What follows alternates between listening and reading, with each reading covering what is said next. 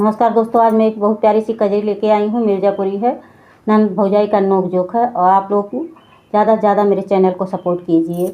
कैसे खेलन जाबू सावन में कजरिया, बदरिया घेरे आए ननदी। कैसे खेलन जाबू सावन में कजरिया, बदरिया घेरे आए ननदी। बदरिया घेरे आए ननदी। जात बाटू तू अकेली केहू संग ना सहेली। जात बाटू तू अकेली केहू संग ना सहेली। छैला रोक लई है, ओ छैला रोक लई है तो हरी डगरिया।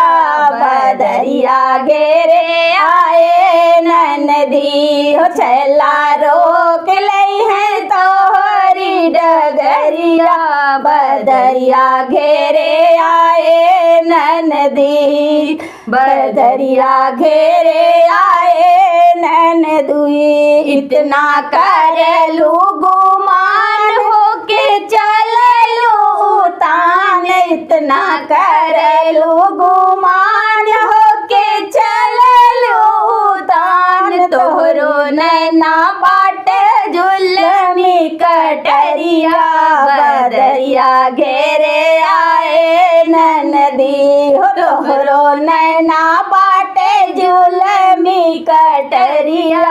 बदरिया घेरे आए ननदी। भौजी बोलत बाटू बोली, भौजी बोलत बाटू बोली। जीरा लागे जैसे गोली। भौजी बोलत बाटू बोली, जीरा लागे जैसे गोली। कैसे रोक लई है, कैसे रोक लई है हमारी डगरिया।